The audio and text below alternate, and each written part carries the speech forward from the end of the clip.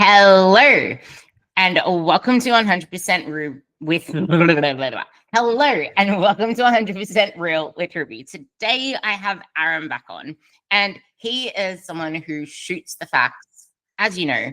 So I'm not going to ramble on, but going to cut to the chase where most of our older podcasts were focused around what people think actually gets results versus what actually gets results in terms of we want that lean body. That lean body requires building more muscle, training really freaking hard, and most people aren't doing that.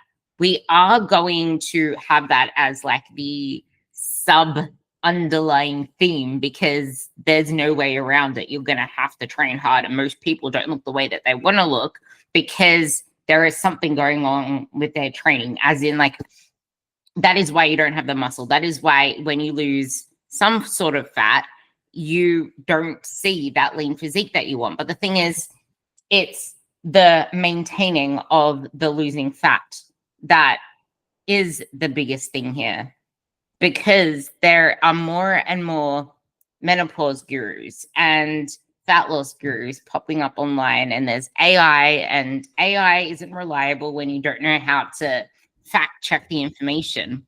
But you can't trust a process that you're not doing, even though you might think that you're doing it. You might think that what you're doing is the right thing to do, but actually you might even be doing the right things, but just not all of the time, every single day, including your meals out. So where do you see people go wrong here, Aram? There's a lot.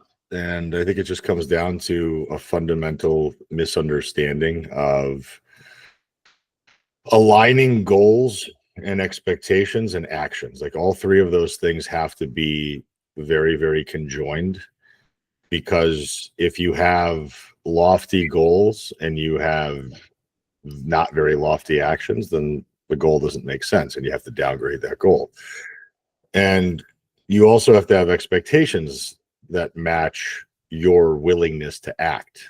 And the reality is people will look at people like you and I, and they'll aspire to look like us, but then when they are presented with the opportunities to live like we live, they don't do that. And very simply, it's just because, I mean, I'm always honest with my clientele base and my audience. Like, I don't have children. I don't want children. I'm not married. My career is in the fitness industry. So not only have I been doing this for 26 years and I have a lot of practice, I don't want to live the life that other people live, because I've seen it. I know what it's like to drink alcohol. I know what it's like to eat indulgent food. I know what it's like to sit on the couch. And while I like to do all those things intermittently, that's not the average of my behavior. And my body and my health reflects that.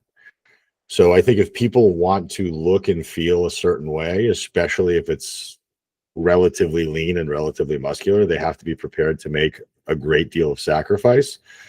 And they have to make a lot of changes to the way that they actually show up in life. And that's going to mean saying no to some shit every once in a while. And that's going to mean getting over a lot of your psychological trauma to things like your body weight or the scale or how you look or what other people think about you. And there's a crossroads between psychology and physiology that a lot of people will never reconcile, because the physiology of this shit is actually very easy.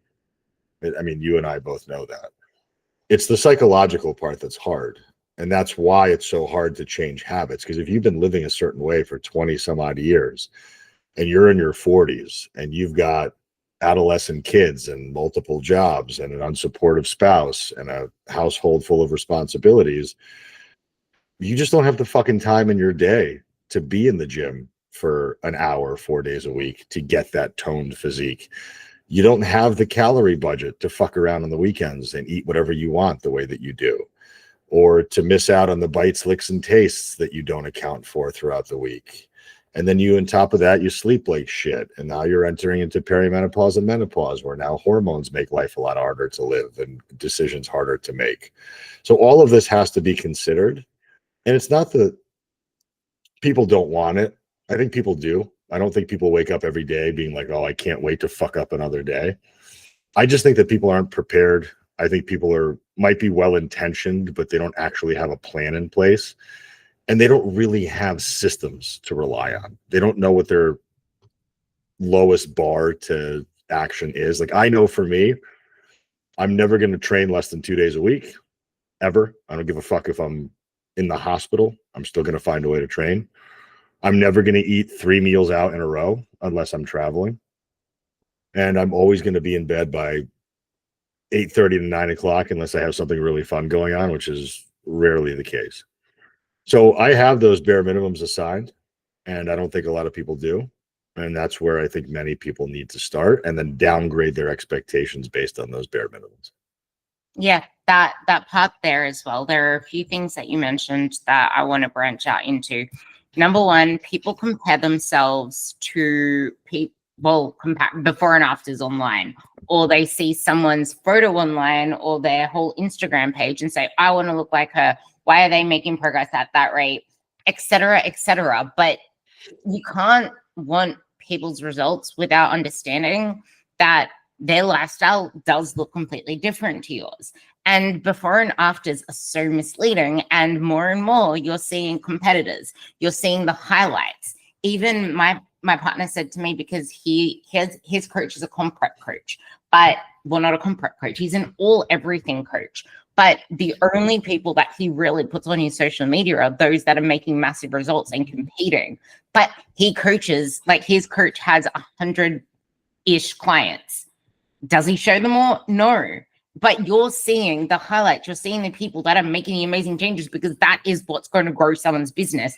And the reality is that progress happens so freaking slow. In the reality of a real life of a mom who has kids, or someone who's juggling everything, like I might not have kids, but I'm juggling a billion gazillion things. And if you have ADHD like I do, everything is like 3 times what is actually on your plate in your head. So it's like, if you're trying to juggle all of that and you're struggling to make habits stick, you can't just expect to revolutionize everything overnight. So that's one thing you need to keep in mind. And there is nothing wrong with that either, because the more you keep trying to rush the process, the slower it's going to be, because you're going to keep fucking up and going back to a lower level than before. So that's the first thing. And that kind of feeds into you need to start where you're at. You mentioned something in there about the habits, the lifestyles. People are like, it's the emotional this, the emotional that. It's because you need to address those things that you need to take a step back, not focus on fat loss for a while, because try putting in these habits. It's not that you're going to focus on like eating your heart out and continuing to gain weight or whatever else. It's just the intentional fat loss phase with an crazy ass deficit is not going to facilitate trying to make these habits stick, because you can't make changes and have this whole behavior change process in an environment that isn't conducive to it, because now you're going to have the pressure of, oh my God, I need to try to fit all my calories under XYZ. Once you establish some basic habits, which will lead to body change, just not at the rate that you think, then whenever the time is ready, we can then cut your calories even more to get an effective, proper fat loss phase out of you, and then bring you back up to maintenance. And I think a lot of what you said, which is now where I want to take the tangent, is that yes, you need to say no. But I said this in my podcast with Adam, which you'll hear on the one before this one. Chat GPT. It's not that you don't have discipline. Well, actually, it is that you don't have discipline. But how can you have discipline? Well, how can you use discipline when you've been trying to use it your whole life, literally, and it's like a battery. Every single time you use it and you don't get results at the end of it, or you gain the weight back, you've just run out of willpower. You've just run out of the discipline power. You don't need to make sacrifices forever in the same way with it being as difficult, but you do need to make changes. The thing is, it gets easier along the way. And what you do in a fat loss phase is not what you do in a lifestyle phase in terms of calories, in terms of restriction. But if you don't learn those lifestyle elements, the behavior elements, knowing when to say no and doing the underlying work, then you're going to have this lifestyle phase be I'm either on a diet or off a diet. I can't actually keep results. Whereas the lifestyle part is where you keep results, but you're not eating as little. It's just that it becomes easier. So yeah, that's kind of what I wanted to branch out into. My opinion is that lay people need to forget about all this terminology they're seeing on the internet. Like, if you're a 45-year-old mother of 3 that's 35% body fat, and the only exposure to fitness you've had is Orange Theory and group fitness classes, and you're still trying to understand where protein comes from and you can't get enough of it, you don't need to worry about what phase of achievement you're in. You're in the figure this shit out phase. That's all that's happening. You're just trying to figure it out, and you're trying to build a lifestyle. And that's just the plain truth. Like, we don't need to. I had a woman today that reached out to me, and she's been on vacation. She's coming back on like the 21st or 22nd. So she's got another week or so that she's gone. And I told her over a voice text that I wanted to up her calories because she's does CrossFit 4 days a week and she's pretty active. So I'm like, let's just fuel your activity. Let's forget about you trying to like lose these 3 or 4 pounds that you're so concerned with. Let's just get you to train as hard as possible. Since your engine is already running hot, let's give you some fuel. And she's like, well, what if I eat 200 calories more and I gain weight? Okay, cool. So you gain weight, then we eat 200 calories less and you lose that same weight. Who gives a fuck? And she's like, well, aren't I in a deficit? I said, no, you're not in a deficit because you haven't lost weight in the last 8 weeks, which means you're not in a deficit. She's like, well, what about my numbers? I thought my numbers were deficit numbers. I'm like, I don't give a shit what you think or what I think your deficit numbers are. It's what your body perceives a deficit to be. And if we're not seeing weight loss meaningfully, if we're not seeing clothes get any, better fitting, if we're not seeing circumference measurements change, then your body's not in a deficit. I don't care what the theory is or what the calculator told you. And even as coaches, we can be wrong because we don't know. And a lot of times, maybe we are right about our estimations of what somebody's calorie counts should be, but then they're not tracking everything accurately. So how the fuck do we actually know? I mean, if somebody eats 3 or 4 meals out per week, you're fucked. Like, you have no idea. And most of these women are walking around with like a 1,500 to 1,800 calorie budget, which can easily be blown out by 3 or 4 meals out per week, unless they're eating nothing else throughout the day. So it's not that the math is wrong or their metabolism is broken or menopause is preventing them from losing weight or it's their age or anything else. It's usually just a lack of awareness, a lack of simple math, a lack of attention to detail, and a lack of consistency. And that's all it is. It's that part there, because people think that they can't lose weight on 1,200 calories or 1,400 calories when, to be honest, if you're eating 1,200 calories, you're going to be losing weight regardless. Like, unless you weigh friggin' 40 kilos, you're going to be losing weight on 1,200 kilos. There is no such thing as eating so little that your body isn't going to lose fat. Like, the very rarest of rarest, if you have a metabolic disease, you shouldn't even be talking to a coach. You should be with a doctor. That's a different thing. If you are eating 1,200 calories, I'll say it again, you will be losing weight. Your metabolism does not adapt. Your habits do. And those habits aren't adapting with your metabolism shrinking. They're adapting with you moving less, you not tracking absolutely everything you eat, or just not knowing how to track properly in general. And I think that's a huge issue that a lot of people come up against.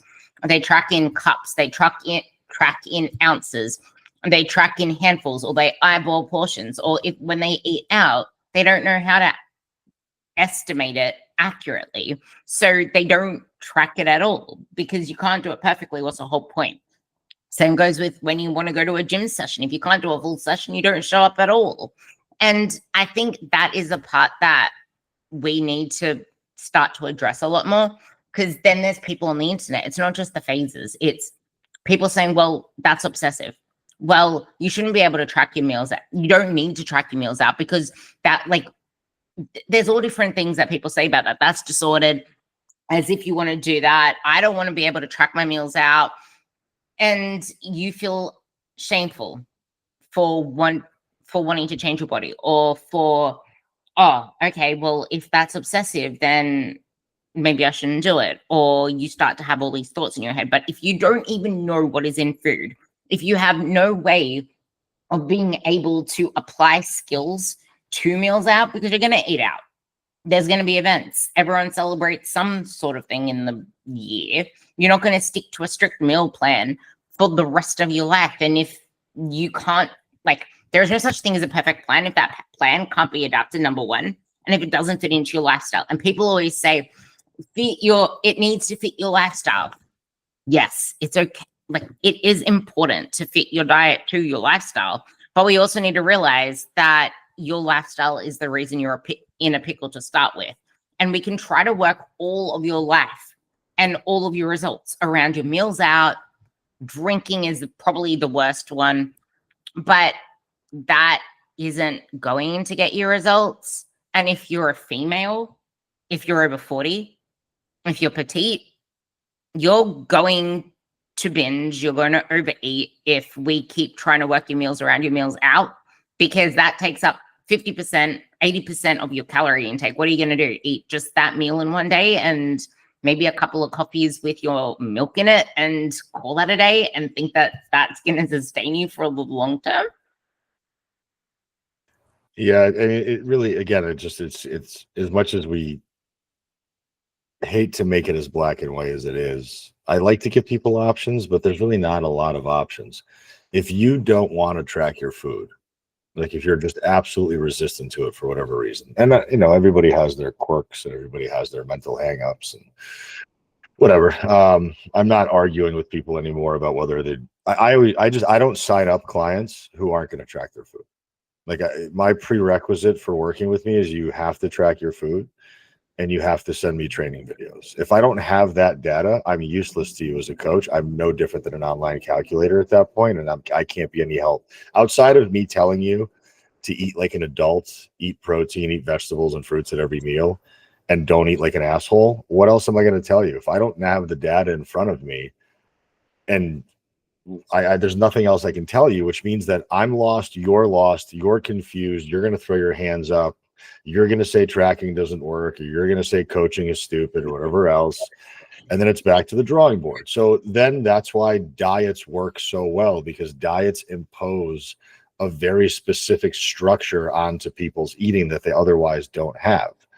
People are really good at following rules for a temporary amount of time, and anybody can do it. And this is not a knock on bodybuilding, but like anybody can be a fucking bodybuilder. Anybody can tomorrow decide that they want to compete, hire a coach, be given a meal plan, lose X amount of weight and fat, gain X amount of weight and muscle. They might not look amazing on stage, but it'll work because you have a very clear end date.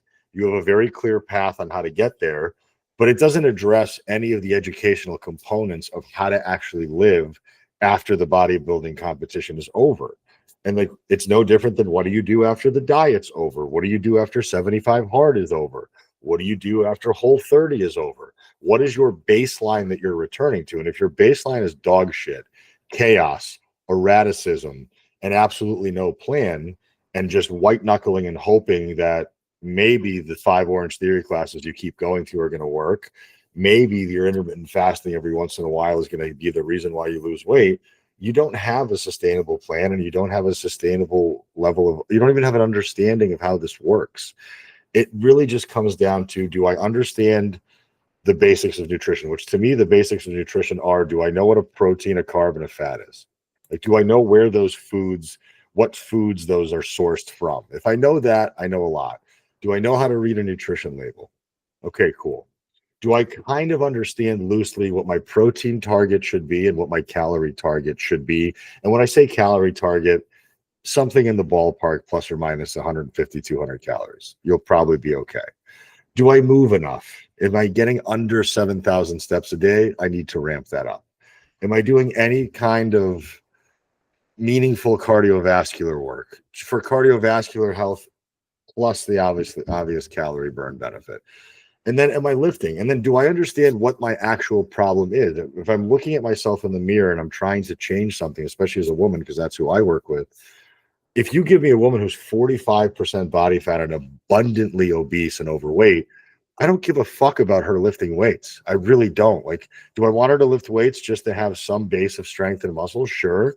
But if she's got 300 minutes a week to allocate towards exercise, I'm not going to give her 300 minutes a week of weight training because that's not going to serve her. I'm going to give her 80% of that time allotment towards cardiovascular work because that burns more calories per minute. I can get fat off her body quicker in conjunction with controlling her consumption and getting her steps up. As she starts to get smaller and starts to get less fat, training will become inherently easier and more enjoyable. She's going to be less self-conscious. She's going to be a hell of a lot more confident, which means that now she's bought into the process and she's excited about it because she finally got a win, as opposed to all these fucking idiots online. They're going to tell that same woman, you have to lift 4 days a week and it has to be heavy and you have to reverse diet and you're eating too little. And it's all bullshit because they have no idea what that woman is even doing, because that woman has never reported an ounce of data to anybody. And she makes all the same ridiculous claims that every other uneducated person does. And it's not because they're stupid or they're lazy. It's just because they don't know. Like, there's so many things in this world I don't understand. So I shut the fuck up about it. But if I need to learn something because it's important to me in my quality of life, I'm going to turn over every stone. But there's really no area in life that's comparable to fitness and nutrition, because fitness and nutrition are the bedrocks of your quality of life. And by the way, your health and your longevity. This isn't doing your taxes. This isn't figuring out how to change your oil, which you can hire somebody to do. This isn't cleaning your lawn, which you can hire somebody to do. You should understand the basics of your body because you're going to be in your body for 80 to 90 years. You should understand the basics of nutrition because you're eating food 3 times a day until you're dead. And if you don't understand these things or even mildly interested in learning them, then you're going to have to rely on paying somebody for the rest of your life, or you're going to have to just go from diet to diet, protocol to protocol. That's never going to last. It's funny. I was reading a relationship book that was talking about relationship to relationship, because it's almost, I think I mentioned this in the last podcast. I don't know, but anyway, it's almost, you know how in every single relationship, it's not like the fairy tale thing that you see online. It's not the fairy tale thing that you see in movies. There are things you're going to need to work through. There are going to be arguments. There are going to be there's going to be big issues, financial, children, whatever it is, that if you do not have proper communication around, if you don't work through this stuff, then that's just going to keep popping up in the next relationship, And if you don't even want to think about that stuff and just have, as soon as something sparks in you just ditch the relationship and move on to the next one. That's the same with diets. If you're not willing to, as soon as you face resistance, learn to work through it, then you're just going to keep going from diet to diet to diet to diet, but you're never going to have anything that is like a marriage, nothing that's a commitment that is going to last forever. And then there comes a time where you're gray, old, and wrinkly when no one's going to want you anymore. And that's probably like the extreme, but I'm trying to say, and then there's going to be a time when, oh no, you hit perimenopause. Now your hormones are also against you. Now you are so under-muscled and your metabolism has not ever been able to be built up through you training it, through cardio, through movement, through lifestyle, through habits, through actually building sufficient muscle mass and strength. Then what? You're just making it harder on yourself. And something you said, which I love, is sometimes online information can lead you astray, because if you do have a lot of fat to lose, you're going to need to focus a lot more on cardio. Yes, strength training is still important, but without bringing up some form of aerobic activity, it's going to be really difficult as well. But if you're not willing to say no to more things, or set some form of schedule so you can stay consistent with your steps, because more than anything, I see a lot of people not realizing how little they actually move, and they don't see the importance of increasing their daily movement. But regardless, it's not even about that anymore. It's about your eating will always set you off if you keep self-sabotaging. If the greatest form of self-sabotage is wanting to rush the process as well, or thinking that your progress is too slow, because your actions from that are not going to be conducive to results. But again, coming back to, most people don't know how to track accurately, or they eat out too often and they're not willing to make the sacrifices around that. And you are going to make a lot more sacrifices at the start of your journey, or if you do have a lot to lose, because you have to lose that body fat first. And as you get to like this place where Aram and I are, like I don't have to make as many sacrifices. And if I do, it's like I prefer to eat in a certain way now because I know how good it makes me feel. And yes, I want to enjoy my life as well. And I have the leeway for that because my lifestyle is now more conducive to it. And I'm not trying to lose fat. I have like 800 more calories to work with than the general person because I'm now not only living in maintenance, I've built my ability up through movement as well. So there's the maintenance, which allows me to eat like 500, 600 more than usual. And then the extra calories on top of that because I have an active lifestyle. If you can't let me interject for 1 second. I want to disagree with one thing you said because if I had no repercussions, right? If a genie just came out of a bottle and said you have 3 wishes, one of my wishes would be that I could eat whatever the fuck I want and that would have no caloric implications. Because I love, and I emphasize love, to eat like shit. I love it. I love to sit on the couch with a bag of chips. I love to sit on the couch with an entire pizza. I love Chinese food. I love ice cream. I love cookies. I love all that stuff. And if I could eat it in abundance with no repercussions, I would.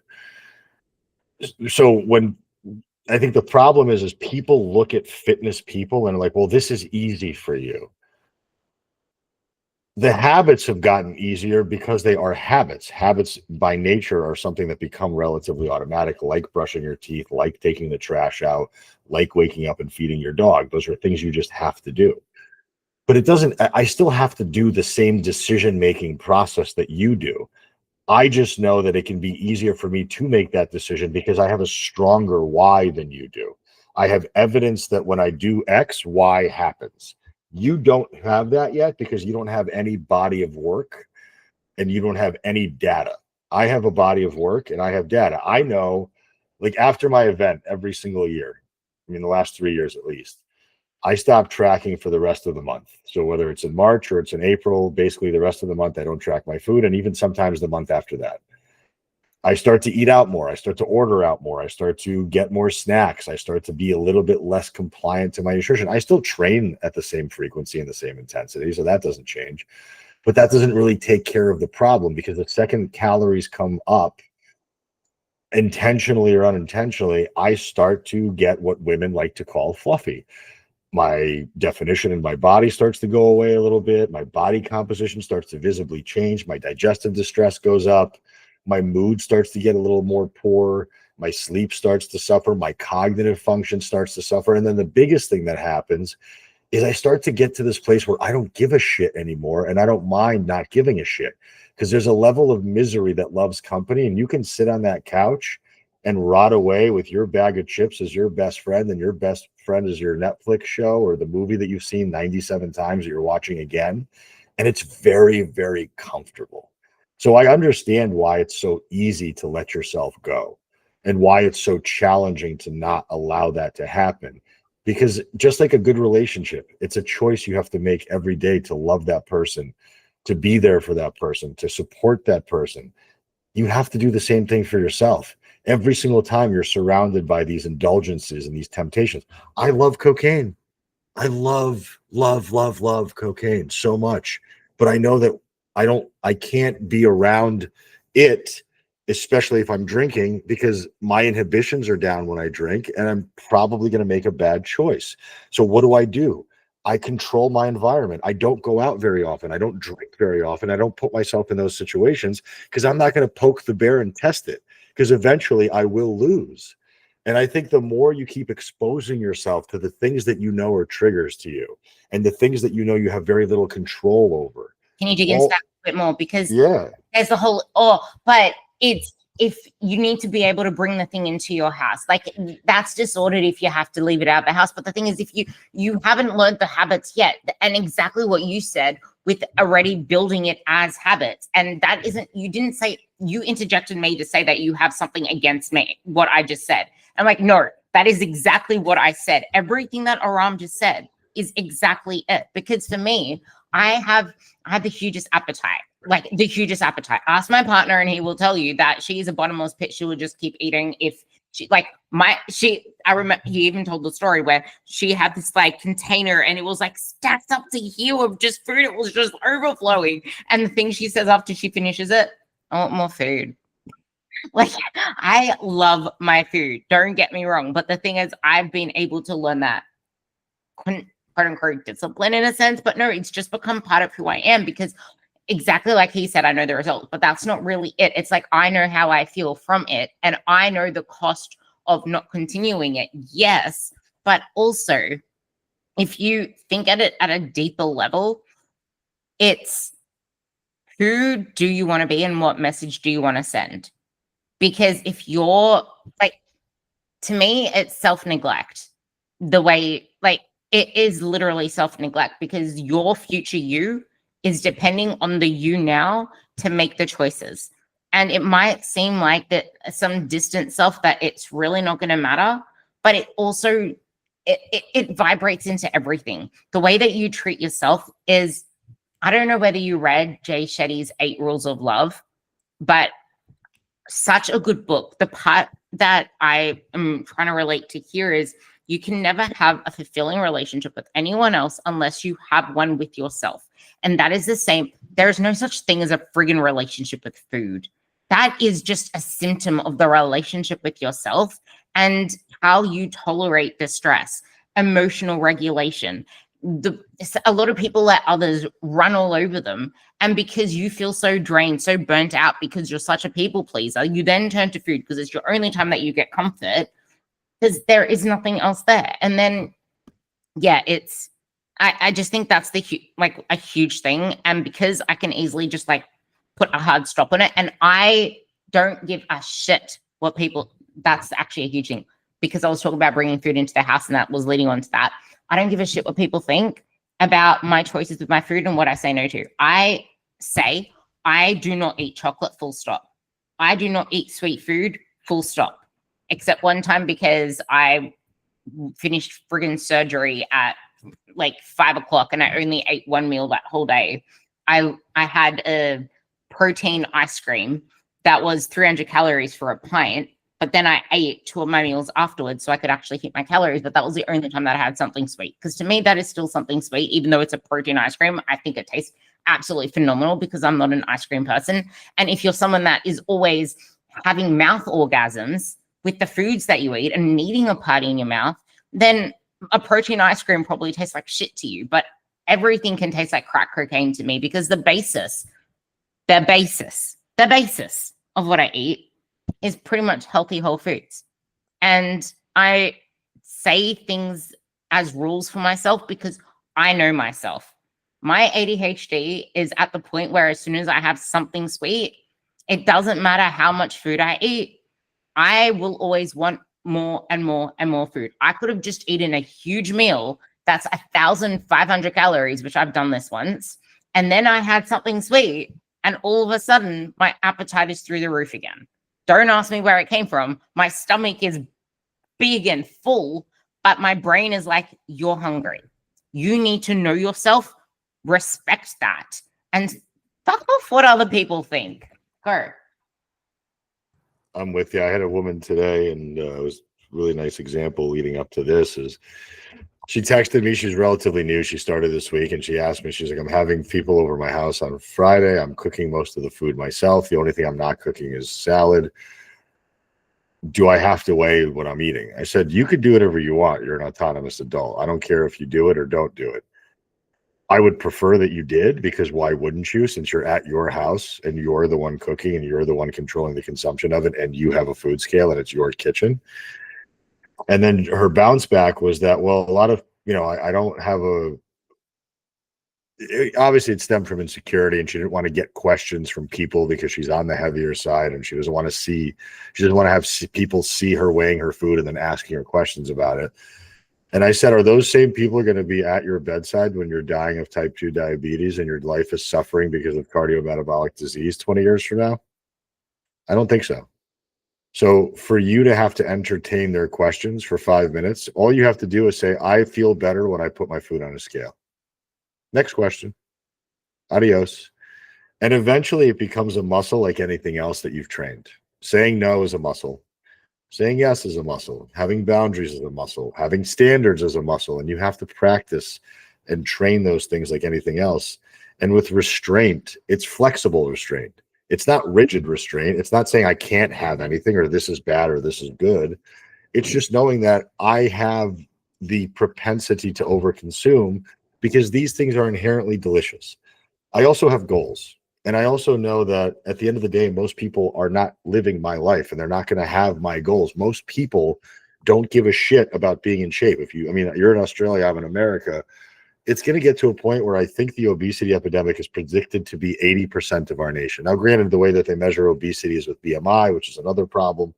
But let's be honest, if you walk into a grocery store, if you walk into the airport, if you spend any time in public, most people are not walking around looking like you and me. And that doesn't make us special and them bad. It just is what it is because it's not easy to live this lifestyle. It's a very tough lifestyle to live because it requires you to act and do things that other people are not going to do. There's a reason why there's not a bunch of billionaires walking around because that's a hard lifestyle to live. So all of these difficult, quote unquote, successful things that we do as people are going to put us in the 1% of the population. So that's why I tell everybody, you have to expect this to be a 2 to 5 year transformation process, at least. And even then, that's just to put a ballpark on it. But even then, it's going to have to continue for the rest of your life. So whatever you did, whatever you established as a habit to lose weight, to build muscle, to start feeling better, you're going to have to continue doing that through good and bad, through thick and thin, through shitty days and bad days and good days. And it's going to have to persist because the person who earned $1 billion has to maintain their habits to retain that $1 billion, or else they're going to lose it and spend more than they make. And now they don't have $1 billion anymore. It's the same analogy here. And it's so hard for me to watch people look at this as a temporary solution to a temporary problem when the problem isn't really a problem. It's the baseline of how everybody, in my opinion at least, is how everybody should be conducting themselves. Everybody should be cooking most of their own food. Everybody should have an idea of portion size. Everybody should be nailing a protein fiber target. Everybody should be walking 7,000 steps and doing 60 minutes of cardio and doing 2 strength sessions a week.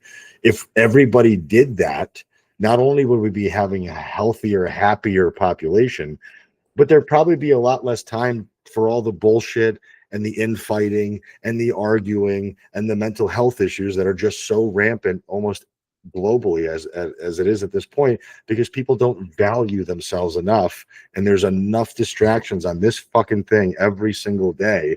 They're going to pull you further and further away from the reality of life, which is really meant to be simple. And we've overcomplicated it and made it much harder than it needs to be.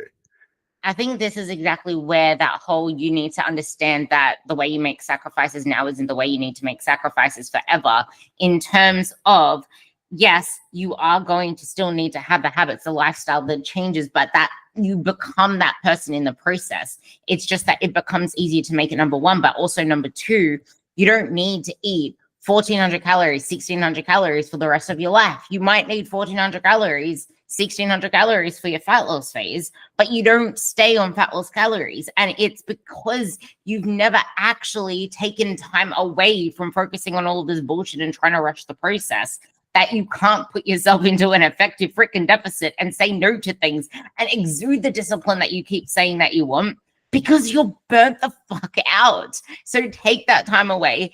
Be okay to just say, okay, what am I actually going to focus on in this season? When can I actually put my time into focusing on eating less? For now, I just need to learn. I need to track without expectations. I need to learn how to manage my meals out, because let's face it, those meals are probably the ones that are going to keep setting you back. But more than anything, exactly what you said, treating yourself. If you keep trying to do everything for every single person and trying to manage everything, and you want to do all these different things in your to-do list, and it all needs to be done now because you want to do study, you want to do work, you want to change your job, you want to master the kids, what is your priority now? Because you need to schedule that in. If you can just segregate more time to building up some form of way of getting in more movement, regardless of what you do. If you have a walking pad in your house, you have no excuse. Like, just go on it. If we can just set this up just to create some momentum to get you some results, then you're going to start to feel better. Then we can start to merge in, okay, well, where can these meals out fit in? When can we have an extended period of time for 12 to 16 weeks where there are hardly any meals out? And if there are, you can go up to the chef or the waiter or whatever the hell and say, this is how I want my meals. It's kind of funny because my partner and I are like the same. We ask for things a certain way, but now he does it less because he's not competing anymore. He doesn't like put on the same restraints to his food. And plus, his maintenance is freaking like 3,500 calories. My maintenance is only like 2,500. So obviously he has that benefit, and he'll probably be going up to 4,000. And that's another thing you need to realize, where if you think that 1,600 calories is your maintenance and you always want to keep wanting to diet and you never actually take time away to build this maintenance up, then you're going to keep fucking yourself over, because every single meal that you eat out is going to set you back for the whole week, because those aren't calorie friendly. Even a salad, the amount of menus that I get my American clients to send me, oh my goodness, I promise you, I did not realize until someone else pointed it out to me from the menus, because I got someone to look at the menu with me. Holy shit, there's cheese on every single freaking meal. Yes, there's cheese on every single freaking meal. And everything is loaded in more butter than I realized, because Australia isn't actually all that bad with the butter and stuff. But then I start seeing photos of the meals. And I'm like, that looks so greasy. Ew. But when I order my meals, I actually say that I'm allergic to dairy, because then they can't put butter on my meals. And I say, I don't want it with oil. They're the two things I always say. Dressings on the side. And he pretty much says the same thing, except when he was competing, he literally asked for, I just want a plain chicken breast with some veggies on the side. And guess what? They accommodated for him.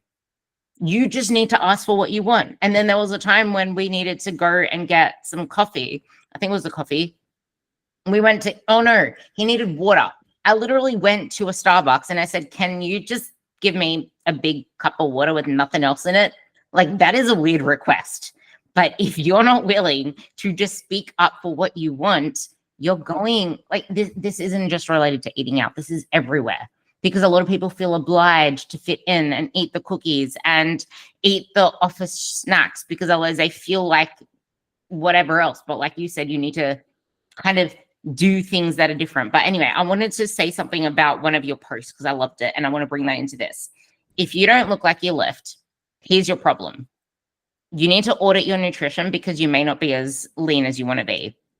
Audit your training intensity, because you may not be training hard enough. Audit your steps and cardio, because you may not be as lean as you want to be, which is exactly the same thing you said at the top. And that's the thing, because your results, fat loss, getting leaner, it's not about the calories you eat, as that's my deficit calories. What are deficit calories? It's your metabolism. You can be eating deficit calories that someone's given you, but if you get 5,000 steps a day, if you're not consistent in your movement patterns, that is not your deficit calories. You're not moving enough. And if you're a female who is either petite or you're in your 40s and 50s, and I'm going to keep saying 40s and 50s as like a bracket, because most people in their 40s and 50s, you guys didn't get brought up around weights. Most of you would be under muscled. You don't really have the capacity to eat all that much food if you are sedentary as hell. And it's not about calories out from your cardio sessions and training either, because that's the tiniest part of your day. Take that home, because there's so much there. Sorry. Yeah, I mean, I simplify it to just tell people that we have to fix the overarching problem, and we have solutions to it. Again, we just have to understand what the problem actually is. And if I'm looking at a woman who's abundantly fat, I'm not going to take care of the lack of muscle problem first. We have time to address that issue. We have plenty of time to build muscle, whatever. Let's address the fat problem first. If I'm looking at somebody like you who's really, really lean, and I mean, you're a bad example because you're dialed in, but let's say somebody who's a little bit fatter than you are.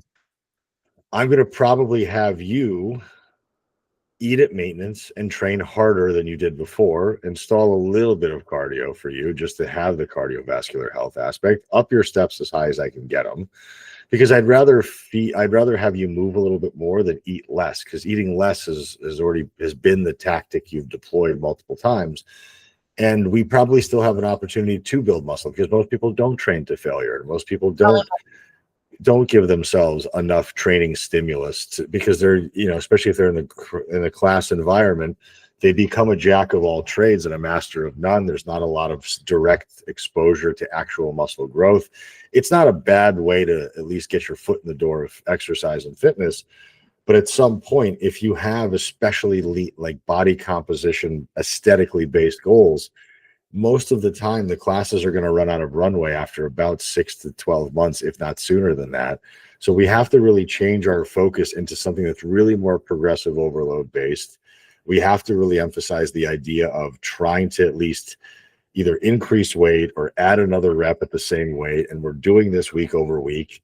We understand what muscle we're working and why. We have a cadence of training that makes sense. We have enough volume built up over the course of a week, and we're consistent with it. It can't be like one week I have 5 training sessions, and then the next 2 weeks I have 2 training sessions, and then week 4 I have another 5 training sessions, and then weeks 7 through 9 I have 3. Like, there's just too much variability, and it's going to be very difficult to understand where you're progressing and where you're not, where the opportunities are.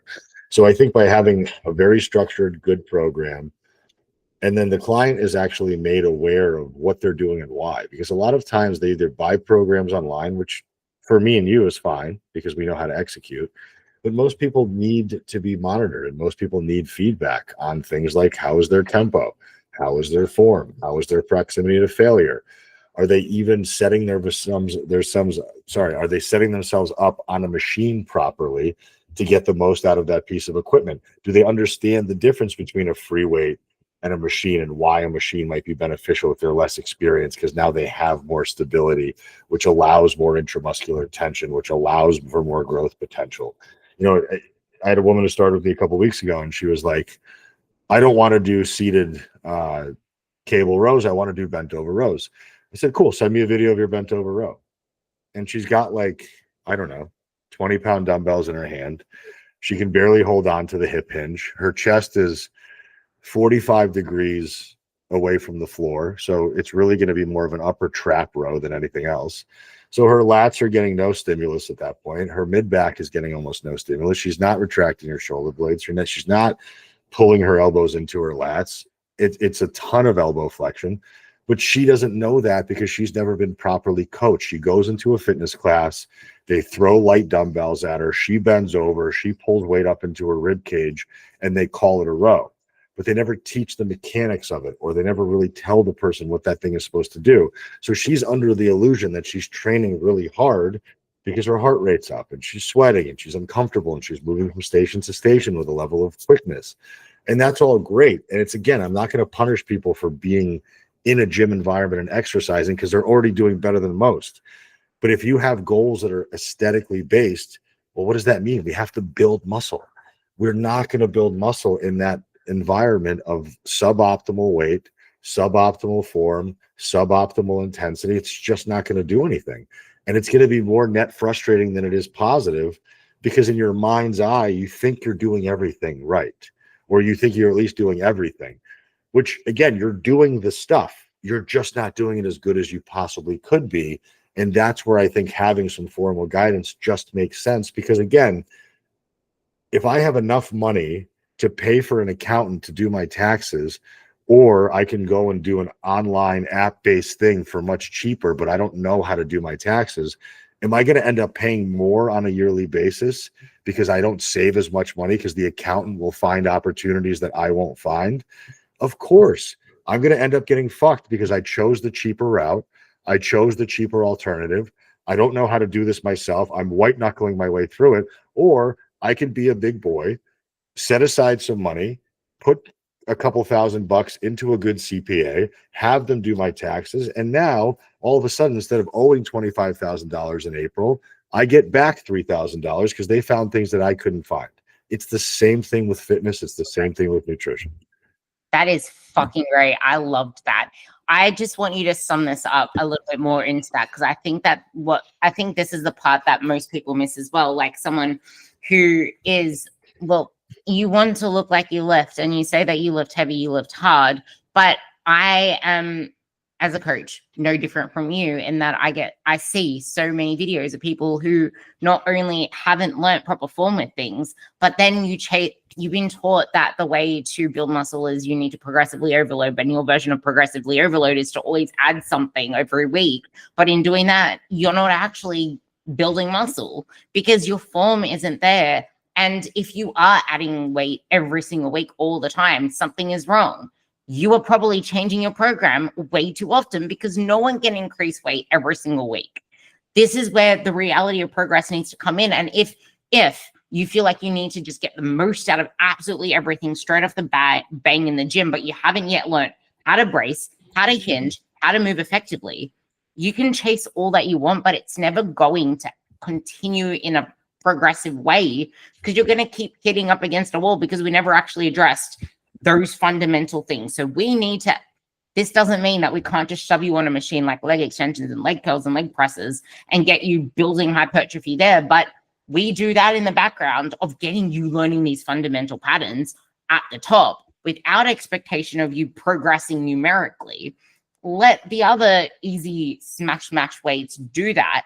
But yeah, take that away so you can tie it on a bow for someone who wants to look like they lift. And they think it's a fat problem, but it's a muscle problem. I mean, you could see if it's a muscle problem.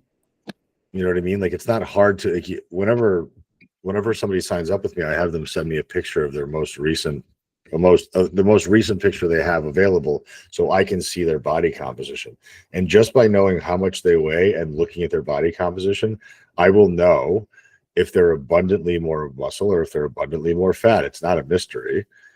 Like, muscle is very easy to see. Even under some fat, you can still see muscle protrude in certain areas. You'll see a little bit of a quad line between the hamstrings. You'll see a little bit of a roundness to the glutes. You'll see a tiny pop of a hamstring. You might see some shoulder coming out laterally at the top of the body. You might see a bit of a line in the shoulder.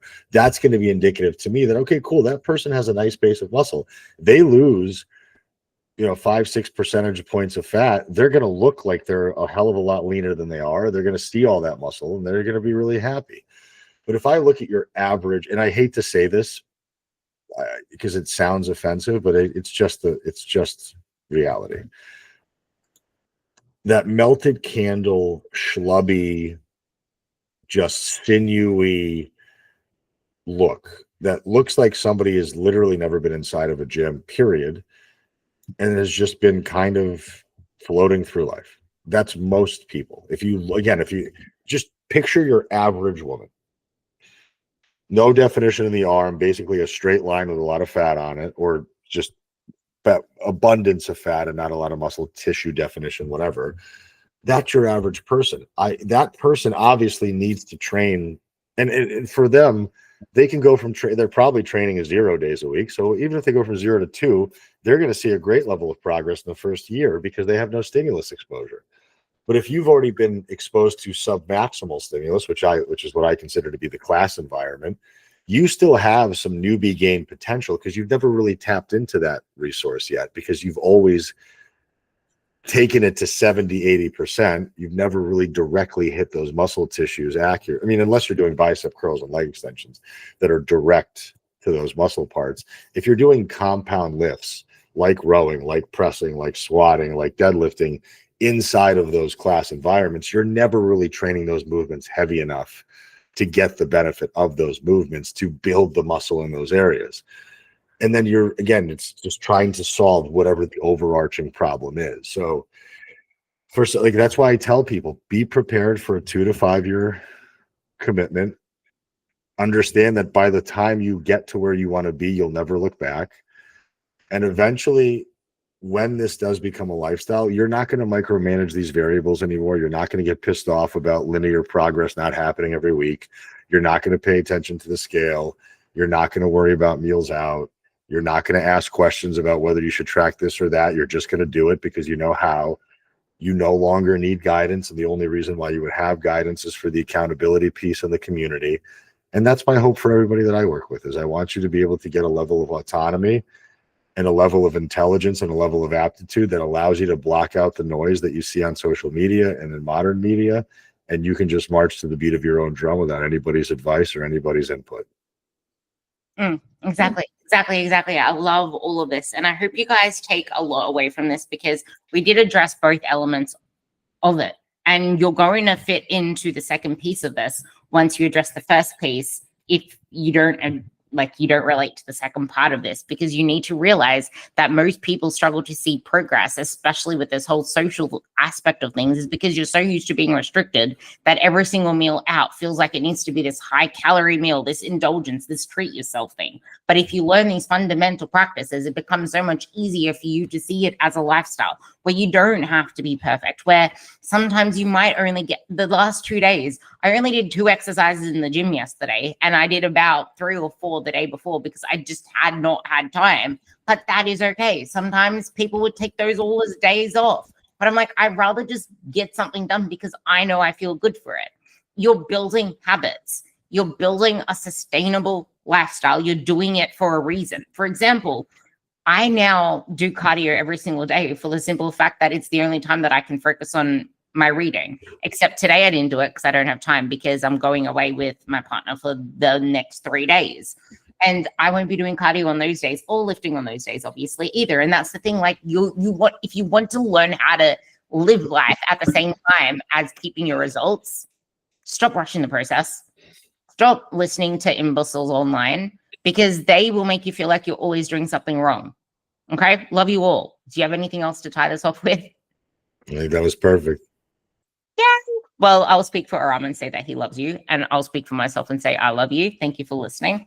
I would like to get this to 105 stars. I'm almost at 80. So please, please, please give my podcast a 5-star rating if this resonated. Share this with someone. Leave a comment or something below if this hit you in any way. And I hope there is something here that you can kind of message us with and tell us that it left you in a, oh, I feel heard space. But yeah, love you all. And you'll hear me on the next podcast. Thank you. Bye. Thank you. Have fun this weekend.